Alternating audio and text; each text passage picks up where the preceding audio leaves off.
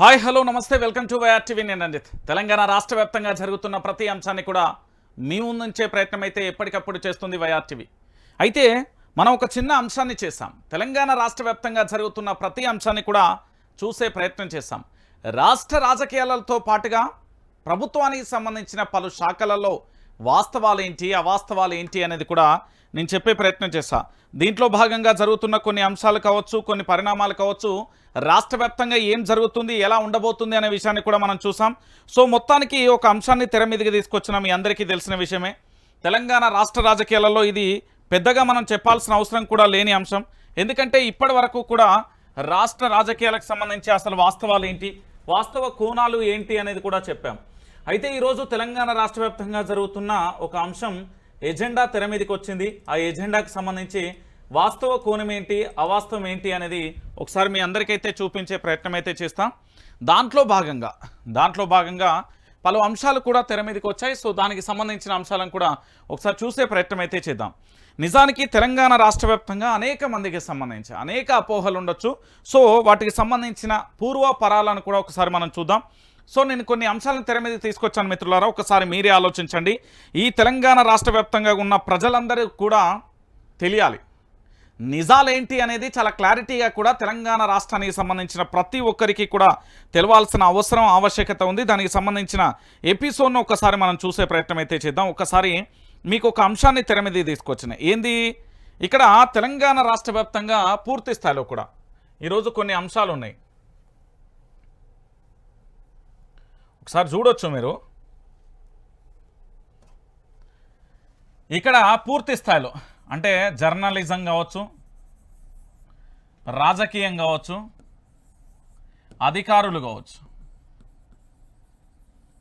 ఈ మూడు ఏంది అంటే నేను చెప్తున్నా, క్లారిటీగా చెప్తున్నా, రాజకీయ నాయకులు ప్రజల చేత ప్రజల కొరకు ఎన్నుకోబడిన నేతలు. వాళ్ళది ఏం చేస్తారు అంటే ప్రజలకు సంబంధించిన పాలనకు సంబంధించి గ్రామంలో ఉన్న వార్డు మెంబర్ నుండి మొదలు పెడితే ఈ దేశానికి సంబంధించిన రాష్ట్రపతి వరకు కూడా ప్రభుత్వానికి సంబంధించిన వాళ్ళ యొక్క పరిపాలన కోసం ప్రజల చేత ప్రజలకు సేవ చేయడానికి, అంటే ఇప్పుడు వార్డు మెంబర్ని ఎన్నుకుంటే ఆ వార్డుకు సంబంధించిన కరెంట్లు కానీ, రోడ్లు కానీ, ఆ వాడకున్న ప్రభుత్వానికి వస్తున్న సంక్షేమ పథకాలు వాళ్ళకు అందుతున్నాయా లేదా కన్నను మొదలు పెడితే ఈ దేశానికి సంబంధించిన రాష్ట్రపతి ద్రౌపది ముర్ము వరకు, అంటే పూర్తి స్థాయిలో గతంలో పనిచేసిన ప్రతిభా పాటిల్ కానీ చాలామంది వరకు మనం రాష్ట్రపతులను చూస్తూనే వచ్చాం. సో అనేక మంది రాష్ట్రపతుల వరకు కూడా చూసాం.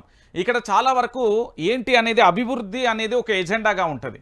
కానీ ఇక్కడ రాజకీయ నాయకులు, ఈ ఎపిసోడ్ మీ అందరికీ తెలిసిందే. ఇక జర్నలిజం, ఇక్కడ ప్రజలకు ప్రభుత్వానికి, అంటే ఈ రాజకీయ నాయకులు ఎవరైతే ఉన్నారో ప్రజలకు ప్రభుత్వానికి మధ్య వారధిగా ఏంది, ప్రజా సమస్యలకు సంబంధించి ఎక్కడెక్కడ ఎలాంటి సంఘటనలు జరుగుతున్నాయి, ఆ సంఘటనలకు సంబంధించిన పూర్వపరాలేంటి, వాస్తవాలేంటి, అవాస్తవాలేంటి అనేది చూసే ప్రయత్నం చేస్తాం.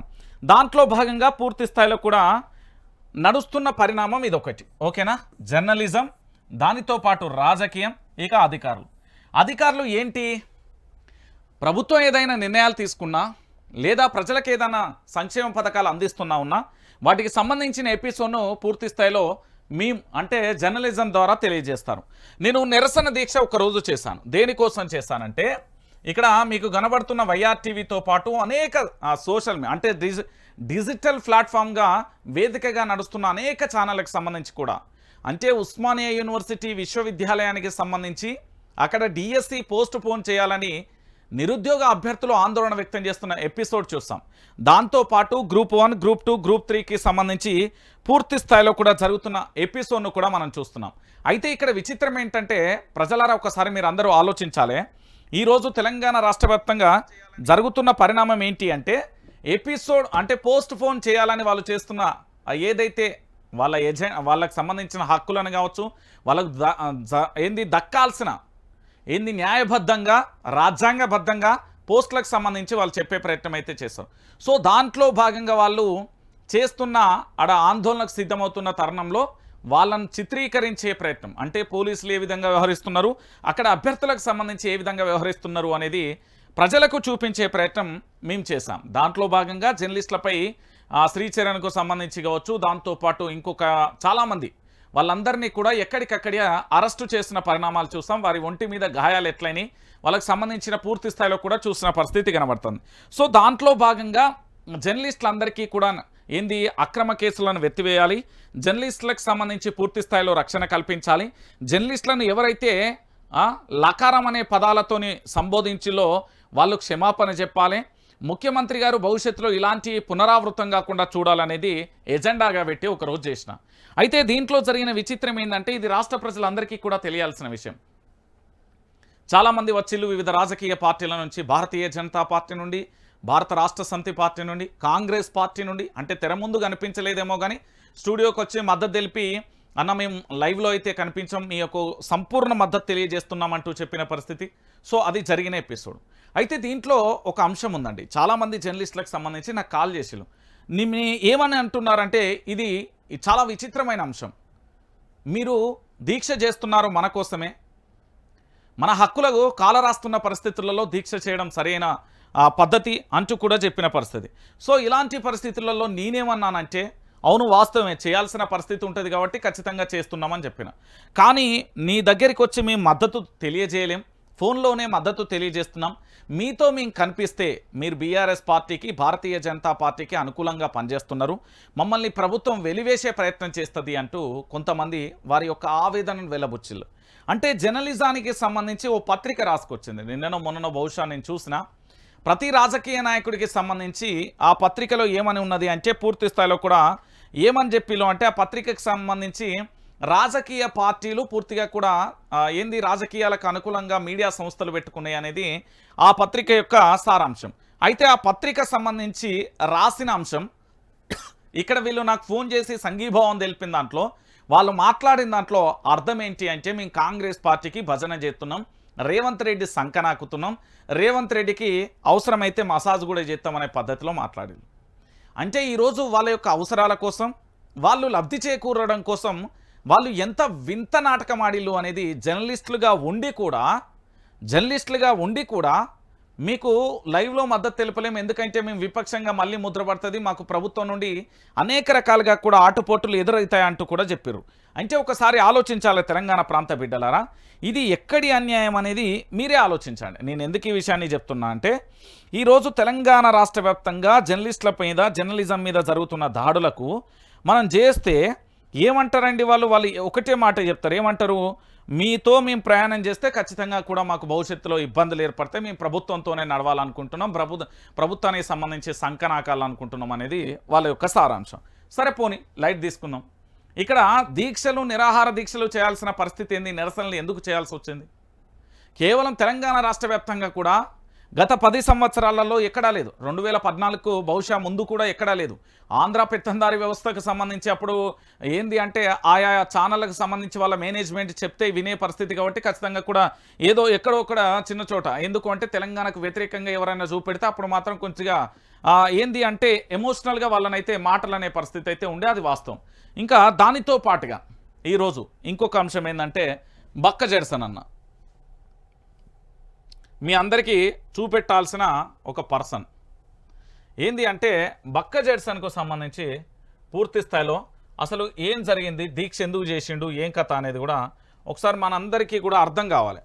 ఎందుకు అంటే తెలంగాణ రాష్ట్ర వ్యాప్తంగా కూడా పూర్తి స్థాయిలో చాలామంది అంటే వారికి నచ్చినట్టుగా మాట్లాడతారు, దాంట్లో ఎలాంటి సందేహం కూడా లేదు. సో నేనేమంటున్నానంటే తెలంగాణ ప్రాంత బిడ్డలారా ఒకసారి చూడుర్రి, బక్క జెర్సన్ అన్నను పూర్తి స్థాయిలో కూడా నిమ్స్ ఆసుపత్రిలో నిన్న జాయిన్ చేసిన పరిస్థితి. నిమ్స్ ఆసుపత్రిలో బక్క జెర్సన్ను ఎందుకు జాయిన్ చేసేలు? తన యొక్క ఆరోగ్యం క్షీణించింది, తన ప్రాణాలకే ప్రమాదం ఉంది అంటూ కూడా కొంతమంది రాజకీయ నాయకులు వచ్చి తనకు సంఘీభావం తెలపడంతో పాటు హాస్పిటల్లో జాయిన్ చేసిన పరిస్థితి చూసాం. సో హాస్పిటల్కు వెళ్ళిన తర్వాత బక్క జెర్సన్ గారికి సంబంధించిన ఆరోగ్యం అనేది ఇంకా క్షీణించే పరిస్థితి ఉంది. సో ఇలాంటి పరిస్థితులలో పూర్తిగా విరమిస్తేనే మంచిగుంటుంది అని చెప్పే కోణంలో వారు శాంతియుతంగా దీక్ష అయితే విరమించి ఆసుపత్రి నుంచి ఇంటికి వెళ్ళిన పరిస్థితి కనబడుతుంది. దేనికోసం చేసేయండి బక్క జెర్సన్? బక్క జెర్సన్ కుటుంబం కోసం చేయలే, వాళ్ళ బంధువుల కోసం చేయలే, స్నేహితుల కోసం చేయలే, ఈ తెలంగాణ యువత కోసం ప్రభుత్వం మీద తిరుగుబాటు బాహుట అంటే తనదైన శైలిలో నిరసన వ్యక్తం చేసే ప్రయత్నం చేసిండు. దాంట్లో భాగంగా పూర్తి స్థాయిలో కూడా బక్క జెర్సన్ ఆరోగ్యానికి సంబంధించి చాలామంది హెచ్చరించడం, అంటే తనకు సపోర్టర్స్, తన అభిమానులు కావచ్చు, ఇంకెవరైనా కావచ్చు, పూర్తి స్థాయిలో నిరసన అయితే విరమించిన పరిస్థితి కనబడుతుంది. ఇక్కడ ఎవడి స్వార్థం వాడిదే అనుకుంటే పరిస్థితి ఏంది? కానీ ఈరోజు తెలంగాణ రాష్ట్ర వ్యాప్తంగా కూడా అనేక సమస్యలు పేరుకుపోయినాయి వాస్తవం. ఆ సమస్యలన్నింటినీ పరిష్కరించడానికి ప్రతి యువకుడు కూడా నిప్పు కనుకలా బయటికి బయలుదేరాలే తప్ప ఎక్కడికెక్కడ ఆగిపోతే ఏమవుతుంది? ఉద్యమం అనేది ఆపివేసే పరిస్థితి రాకూడదు. నిరంతరం మనం పోరాటం చేస్తూనే ఉండాలి. సో మొత్తానికి బక్క జెర్సన్ అన్న మాత్రం దీక్ష విరమించిన పరిస్థితి. ఇక దాంతోపాటు కొన్ని అంశాలకైతే వెళ్ళే ప్రయత్నం చేద్దాం. ఇలా చాలా ఉన్నాయి, మీ అందరికీ తెలిసిన విషయమే. ఫోన్ ట్యాంపరింగ్ కేసులో పోలీసుల పాత్రపై అనుమానాలు. కావాలనే కేసును సాగదీస్తున్నారా? బెయిల్ రాకుండా చేస్తున్నారా? షార్ట్షీట్ నమోదు కాకపోవడానికి కారణమేంటి? ఎందుకు పదే పదే రిజెక్ట్ అవుతుంది? విచారణకు ముందు జడ్జి ఛాంబర్లోకి పోలీసులు. ఎవరి ప్రయోజనాల కోసం ఇదంతా అంటే చెప్తా. కల్వకుంట్ల చంద్రశేఖరరావు గారు అంటే ఈ రాష్ట్రానికి సంబంధించిన ఉద్యమ నేత, తెలంగాణ రాష్ట్ర తొలి ముఖ్యమంత్రి గారు. వారి మీద ఎట్లా అంటే ఇక బట్టగాల్సి మీదేసుడు ఒకటే అనుకుంటే మన పొరపాటు. దానికి మించి ఎట్లా కేసీఆర్ను పూర్తి స్థాయిలో ఇబ్బంది పెట్టాలి, కేసీఆర్ను జైల్లో ఎట్లా వేయాలి అంటే దీనికి ఒక వ్యూహం కూడా అమలు చేసే ఉంది. ఏంది అంటే కేసీఆర్కు సంబంధించి ఓటుకు నోటు కేసులో రేవంత్ రెడ్డిని అరెస్టు చేసిర్రు. దాంతోపాటు అక్కడ చంద్రబాబును అరెస్టు చేసిర్రు. ఎమ్మెల్యేల ఎర కేసుకు సంబంధించి సంతోష్, బిఎల్ సంతోష్ అనుకుంటా బహుశా ఆయన పేరు, ఆయనను అరెస్టు చేసిన పరిస్థితి. వీటన్నింటికీ ప్రతీకార చర్య కల్వకుంట్ల చంద్రశేఖరరావు గారిని జైల్లోకి పంపిస్తే కొంతమంది కళ్ళల్లో ఆనందం కోసం కొంతమంది అధికారులు వత్తాసు వలుకుతున్నారు అనే చర్చ జరుగుతుంది. నిజంగా ఇది ఎంతవరకు కరెక్టు అనేది ప్రజాస్వామ్యానికి, ఈ పాలనా వ్యవస్థకు అద్దం పట్టే విధంగా ఉంది అనేది మీరు అర్థం చేసుకోవాలి. నేను చెప్తున్నా కదా, అసలు ఫోన్ ట్యాంపరింగ్కు సంబంధించి ఒక బహుమేధావి అంటే ఆయన సూపర్ జర్నలిస్ట్ అనుకుంటాడు. ఆయన భాషలో ఏంటంటే నాకు మించిన జర్నలిస్ట్ లేదు, నాది ఇన్వెస్టిగేషన్ జర్నలిజం, అది ఇది అంటూ పూర్తి స్థాయిలో అలా ఆలు లేదు సూలు లేరు, అల్లూరు పేరు సోమలింగం అన్నట్టుగా ఆయన రాసుకొస్తాడండి. ఆయన రాసుకొచ్చిన దాన్ని వాళ్ళ భజన పత్రిక ఏదో నిన్న మొన్న అదేంది ఆ ఛానల్ పేరు బిగ్ టీవీ అనుకుంటా, నిజం కావాలా భజన కావాలా, నువ్వు కాంగ్రెస్ పార్టీ భజన చేస్తున్నావు అనే విషయం నీకు అర్థమవుతుందా? నువ్వు వచ్చిందే కాంగ్రెస్ పార్టీ. ఒక రాష్ట్ర ప్రభుత్వం ఏర్పడితే ఒక ఛానల్లో స్వీట్లు వంచి టపాకాసులు వంచి చేసే అంత సంతోషం ఎక్కడి నుండి వచ్చింది ఆయనకు? ఈరోజు జర్నలిస్టుల మీద దాడి జరుగుతుంటే చూపెట్టిండా? దాంతోపాటు బక్క జెర్సన్ ఆమరణ నిరాహార దీక్ష ఛానల్లో వచ్చిందా? పోనీ అశోక్ది వచ్చిందా? పోనీ నిరుద్యోగులకు సంబంధించింది వచ్చిందా? మరి ఏం జరుగుతుంది అది భజన కాకపోతే? అంటే బహిరంగంగానే మీకేం కావాలి భజనను మేము చూపెడతామని చెప్పే ప్రయత్నం చేస్తాను. ఇక వాళ్ళు దాంతోపాటు ఇంకో 2-3 పేపర్లు యాడ్ అయిపోయినాయి. ఇక కేసీఆర్ను ఎట్లెట్లా బదనాం చేయాలి, కేసీఆర్ను సొసైటీలో ఉన్న మంచి పేరుని ఎట్లా డ్యామేజ్ చేయాలి అనే ప్రయత్నంలో వాళ్ళు ఆరితేరి పనిచేస్తున్నారు. కానీ వాళ్ళకు తెలియని విషయం ఏంటంటే ఇది తెలంగాణ రాష్ట్రం. ఇక్కడ తెలంగాణ యువత గుండెళ్లలో పదిలమైన వ్యక్తి కల్వకుంట్ల చంద్రశేఖరరావు. తెలంగాణ రాష్ట్రానికి ప్రజలందరికీ, తెలంగాణ రాష్ట్ర ప్రజలకు కేసీఆర్కు విడదీయలేని బంధం ఉంటుంది. ఆ బంధం పేరు ఏమైనా పెట్టుకోవచ్చు, ఒక తండ్రి స్థానంలో అనుకోవచ్చు. సో ఇప్పుడు ఏం చేస్తున్నారు అంటే ఫోన్ ట్యాంపరింగ్ అనే ఎపిసోడ్ను తెర మీదకి తీసుకొచ్చారు. ఈ ఫోన్ ట్యాంపరింగ్ అనే ఎపిసోడ్తోని భవిష్యత్తులో ఎక్కడికి వెళ్తుంది అనేది మీకు చూపెడతా. ఒకసారి చూడండి. ఫోన్ ట్యాంపరింగ్ కేసులో నిందితులకు బెయిల్ రాకుండా కావాలనే ఆలస్యం చేస్తున్నారా? ప్రతిసారి షార్ట్షీట్ రిజెక్ట్ అవ్వడంలో ఉన్న మతలబేంటి? 90 రోజులైనా బెయిల్ రాకపోవడంలో ఆంతర్యం ఏంటి? అసలు ఆధారాలు ఉన్నాయా? ఉంటే షార్ట్షీట్ ఎందుకు సరిగ్గా దాఖలు చేయడం లేదు? ఈ ప్రశ్నలకు సమాధానం పోలీసుల దగ్గరే ఉందని పలువురు విశ్లేషిస్తున్నారు. ప్రతి అంశం వాళ్ళ చుట్టూనే తిరుగుతుందని అంటున్నారు. ఈ నేపథ్యంలోనే ఎవరో ప్రయోజనాల కోసం వాళ్ళు పనిచేస్తున్నారన్న సందేహాలన్నీ కూడా కలగక మానదని కుండబద్దలు కొడుతున్న పరిస్థితి కనబడుతుంది. సాధారణంగా ఏ కేసులో అయినా 90 రోజులలో బెయిల్ అనేది సర్వసాధారణం. ఈ విషయాన్ని దేశ అత్యున్నత న్యాయస్థానం సుప్రీంకోర్టు చాలా కేసులలో స్పష్టం చేసింది. చట్టాల ప్రాథమిక సూత్రం బెయిల్ అని, జైలు కాదని state of Rajasthan Jaipur versus Balchand alias Balay కేసులో 1977 సెప్టెంబర్ 20న చారిత్రాత్మకమైన తీర్పు ఇచ్చింది. కానీ కొన్నిసార్లు కక్షపూరిత రాజకీయ నేపథ్యంలో ఈ తీర్పు విస్మరణకు గురవుతుంది. ఫోన్ ట్యాంపరింగ్ కేసులో నిందితులకు 100 రోజులైనా బెయిల్ రాకపోవడం ఆశ్చర్యంగా ఉందని పలువురు న్యాయ నిపుణుల వాదన. ఈ కేసులో షార్ట్షీట్ పదే రిజెక్ట్ అవ్వడం, బెయిల్ తిరస్కరణకు గురవడం పోలీసుల ప్రయత్నపూర్వకంగా చేస్తున్న వాదనలు వినిపిస్తున్నాయి. కావాలనే బెయిల్ను ఆలస్యం చేస్తున్నారని విమర్శలు ఉన్నాయి. శుక్రవారం నాటి నాంపల్లి కోర్టు తీర్పును విశ్లేషిస్తే ఈ వాదన బలం చేకూరుతుంది. ఈ కేసులో మ్యాండేటరీ బెయిల్ పిటిషన్లు న్యాయస్థానం కొట్టివేసింది. కోర్టులో వాళ్ళు బెయిల్ పిటిషన్ వేసిన ప్రతిసారి తిరస్కరణకు గురవుతూనే ఉంది. బెయిల్ పిటిషన్ వాదనల సందర్భంగా A2 Praneeth Rao, A3 Tirupatanna, A4 Bhujanga Rao, A5 రాధాకృష్ణరావులకు కస్టడీ పూర్తయిందని, ఇప్పటి వరకు ఛార్జ్షీట్ నమోదు కానందున వారికి బెయిల్ ఇచ్చే అధికారం కోర్టుకు ఉందని నిందితుల తరపున న్యాయవాదులు కోర్టుకు విన్నవించారు. ఈ వాదనపై పోలీసులు అభ్యంతరం వ్యక్తం చేశారు. ఈ కేసులో ఛార్జ్షీట్ దాఖలు చేశామని దాన్ని తిప్పి పంపినంత మాత్రాన అసలు దాఖలు చేయనట్లు కాదని వారు వాదించారు. ఈ కేసులో 3.5 నెలలు గడుస్తున్నా కూడా ఈ కేసుకు సంబంధించి పూర్వాపరాలు ఎందుకు బయటకు వస్తలేవు అనేది నేను చెప్తా.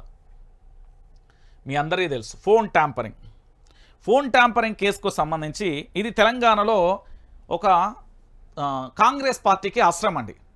ఎలా అంటే తనకు అవసరం వచ్చినప్పుడల్లా ఈ కేసును తెర మీదకి తీసుకొస్తుంది. ఈ కేసును తెర మీదకి తీసుకురావడం వల్ల వాళ్ళకి ఏం ప్రయోజనం పొందుతారు అనేది మీకు డౌట్ ఉండొచ్చు.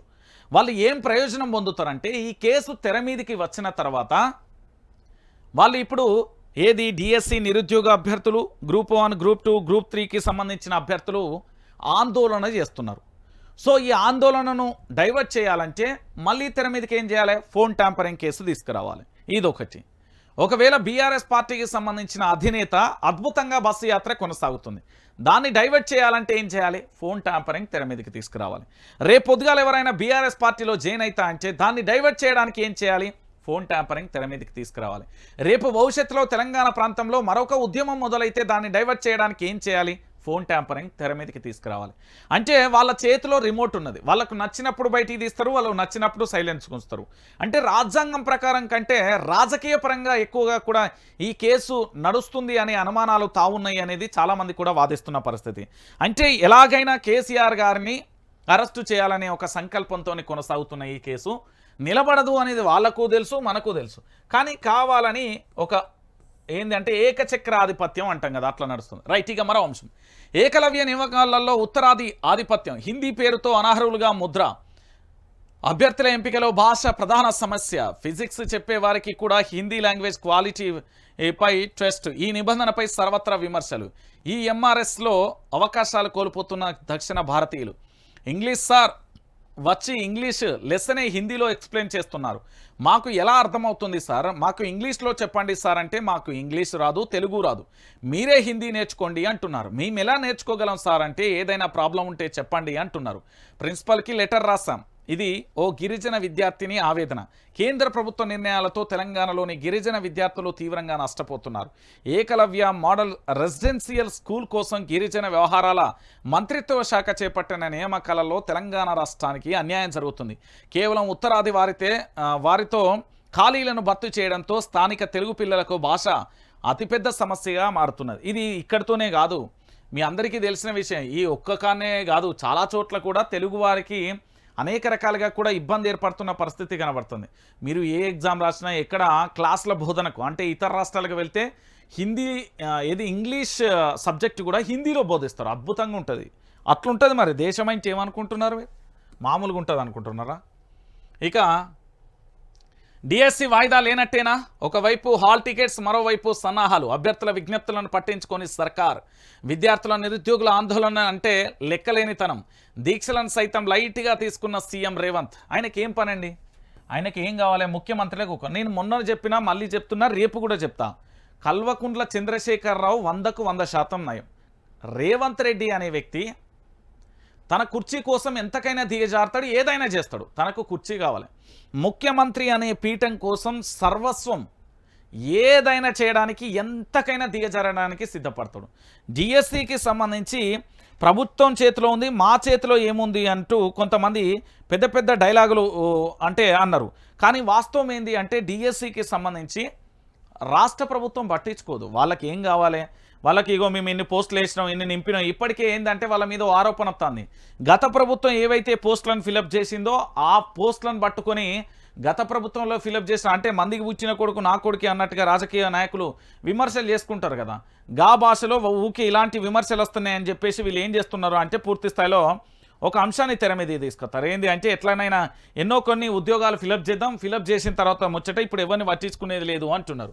ఎందుకు అంటే వీళ్ళందరూ లైట్ తీసుకున్నారు. అశోక్ ఆమరణ నిరాహార దీక్ష లైట్ తీసుకున్నారు. మోతీలాల్కు సంబంధించి, దాంతో పాటుగా బక్క జెర్సన్ అన్నకి సంబంధించి కూడా వీళ్ళందరూ రాష్ట్ర ప్రభుత్వం పెద్దగా స్పందించే సినిమా లేని పరిస్థితి కనబడుతుంది.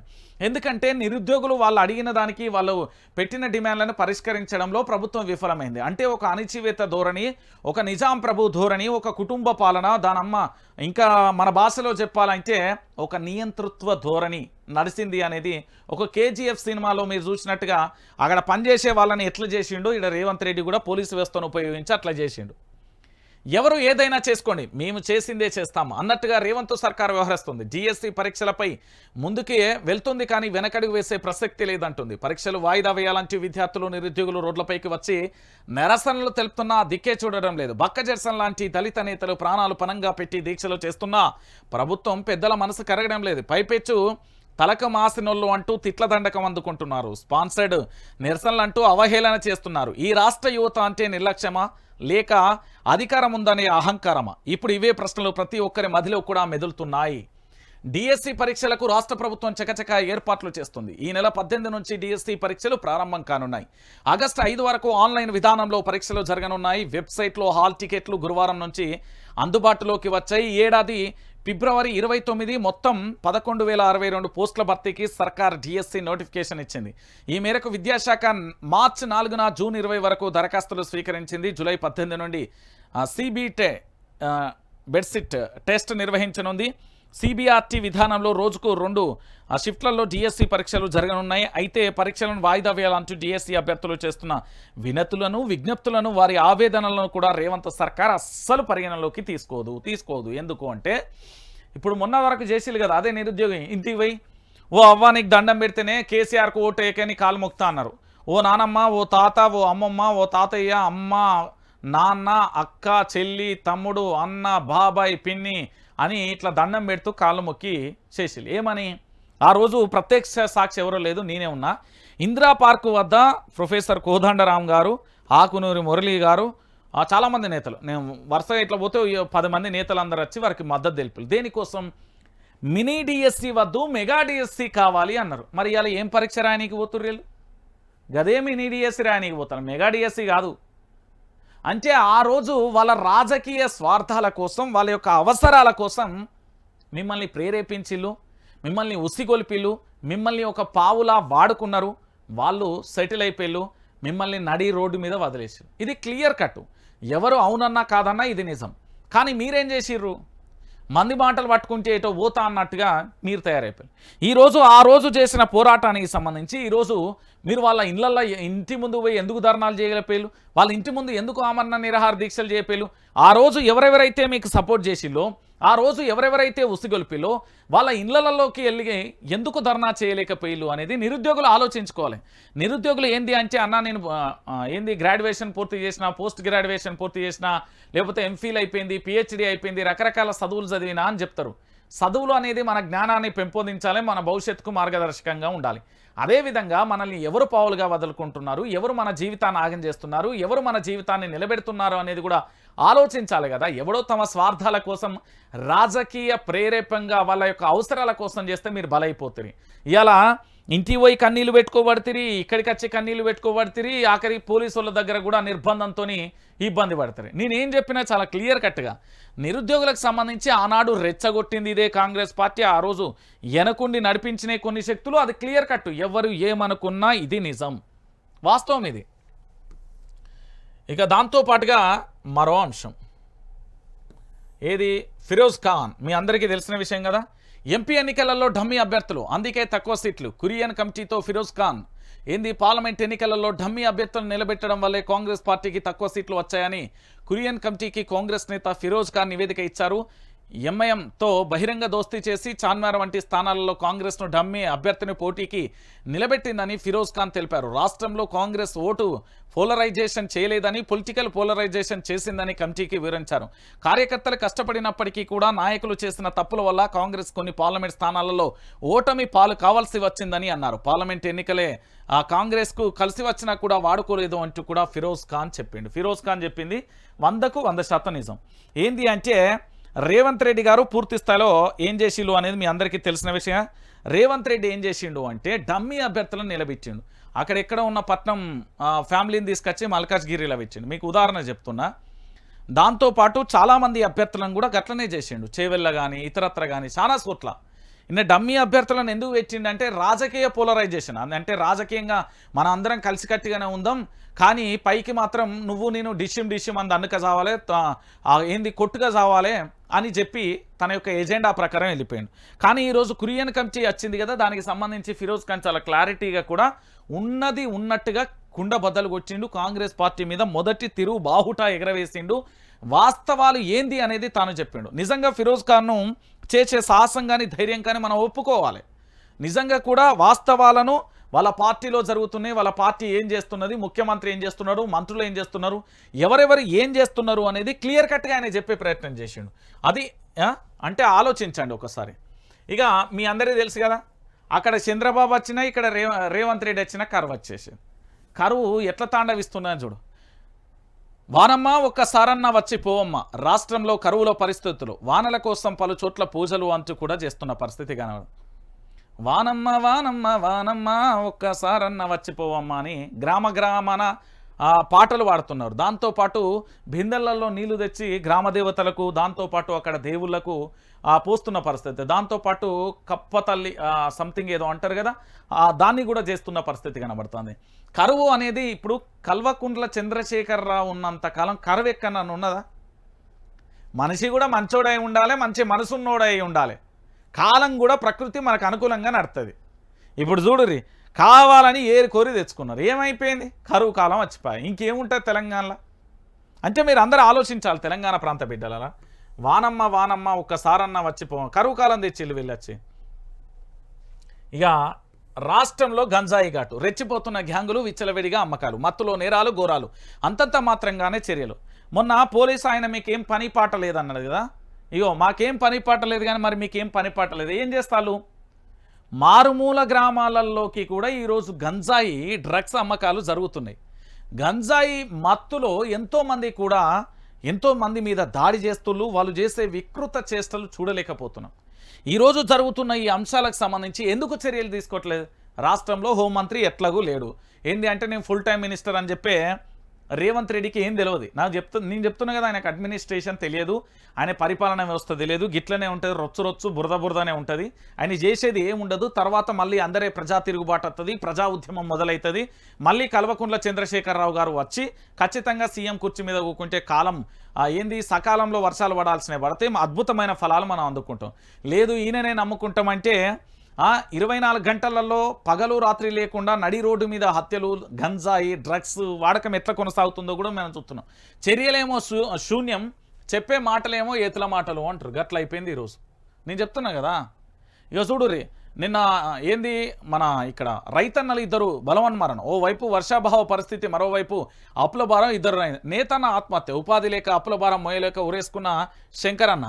ఇక దాంతో పాటుగా ఏంది ఈరోజు తెలంగాణ రాష్ట్ర వ్యాప్తంగా రైతుల గోస అరిగోసగా ఉంది.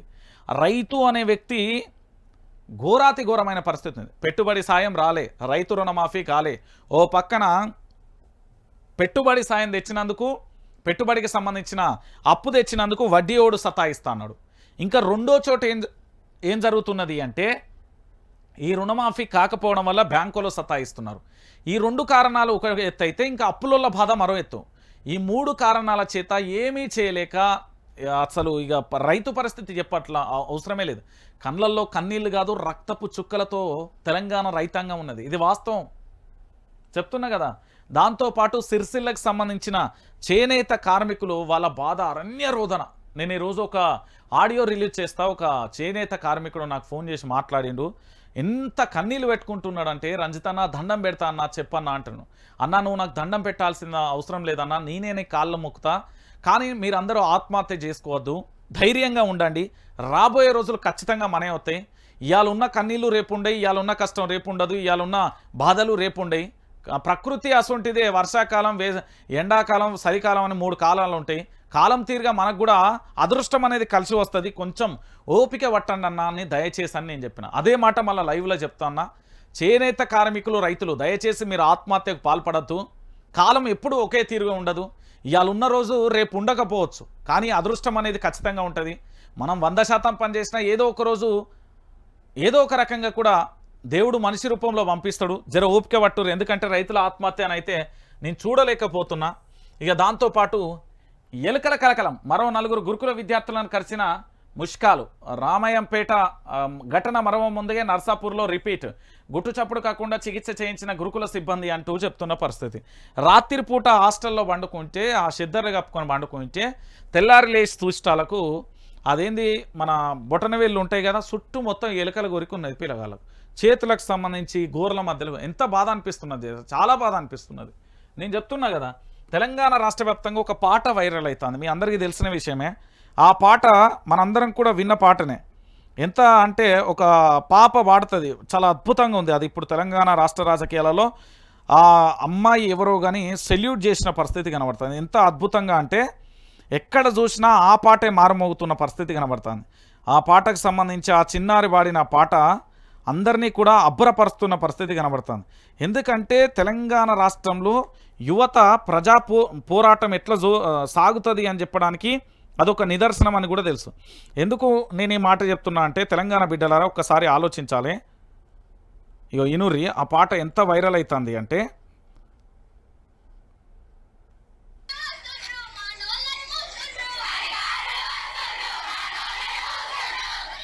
ఏమంటుంది తెలుసా ఆ పాప?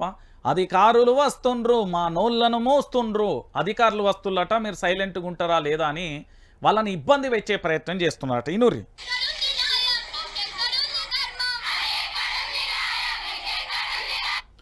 చిన్న పిల్లలు, పసి హృదయాలు దేవుళ్ళతో సమానం అంటారు. ఇంకెక్కడుంది న్యాయం, ఇంకెక్కడుంది అంటూ వాళ్ళే పాట పాడుతున్న పరిస్థితి. ఇది తెలంగాణలో ప్రస్తుతం వైరల్గా మారిన పాట ఇది. ఎందుకంటే చిన్న పిల్లలు వాళ్ళ కష్టాలను ఒక పాట రూపంలో అధికారుల ఈ రేవంత్ రెడ్డి పరిపాలనలో అధికారులు ఏ విధంగా వ్యవహరిస్తున్నారు అనడానికి అద్దం పట్టే ఘటన. ఇనురి మీరే.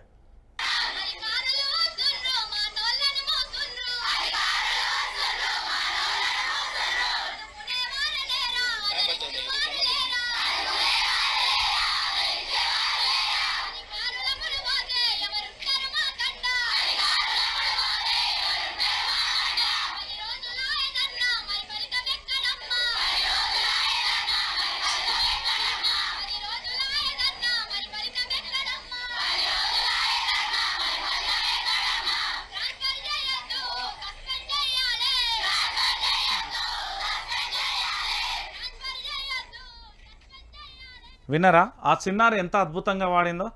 అధికారులకు సంబంధించి వస్తున్నారు, మా నోళ్లను మూస్తున్నారు అని చెప్పారు. మా నోర్లను మూసేస్తున్నారు అంటున్నారు.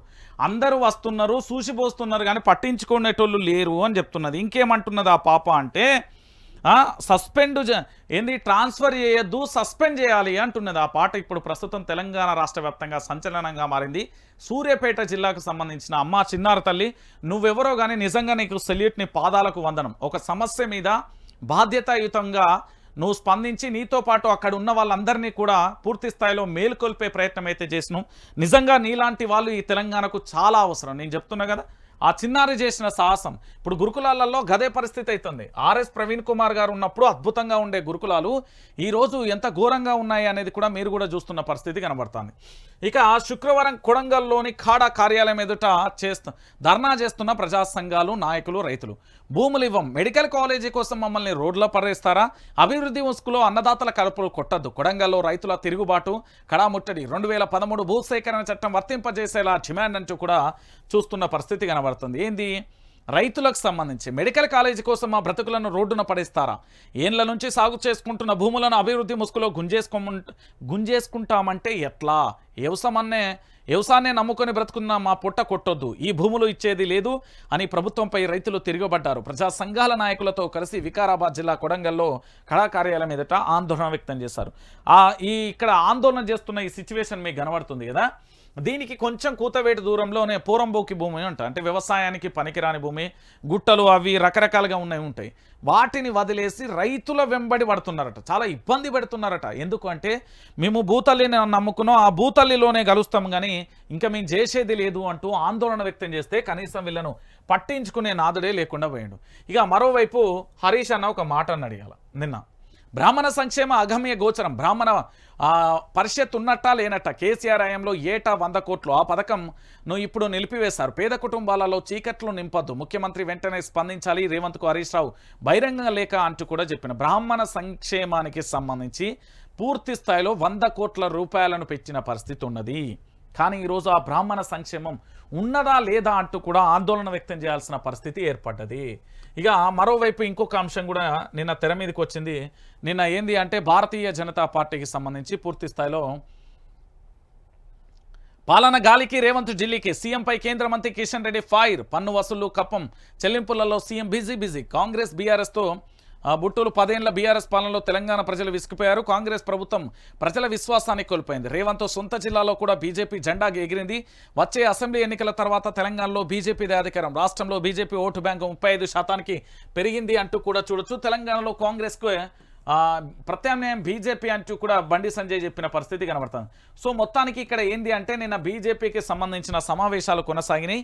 దాంట్లో ఏంటి అంటే రేవంత్ అయితే గాలి మోటార్లో చక్కర్లు కొడుతుండు కానీ ప్రజా సమస్యల గురించి పట్టించుకోవడం లేదు అనేది వారి యొక్క ప్రధానమైన డిమాండ్గా కనబడేది. దాంతోపాటు ఇతర ఏంది అంటే తెలంగాణ రాష్ట్రానికి సంబంధించి ఇక్కడ సొంపదంతా తోసుకెళ్తున్న పరిస్థితి కనబడుతుంది. ఇగో కమిషన్లు ఇస్తేనే బిల్లుల చెల్లింపు. రేవంత్ సర్కార్ దౌర్జన్యంపై ఈటల ఫైర్. అది వాస్తవం. బిల్లులు 10%, 5%, 7%, 15% ఇస్తేనే బిల్లుల చెల్లింపు జరుగుతుంది. అది వాస్తవమైన విషయం. చాలామంది కూడా చెప్తున్న పరిస్థితి.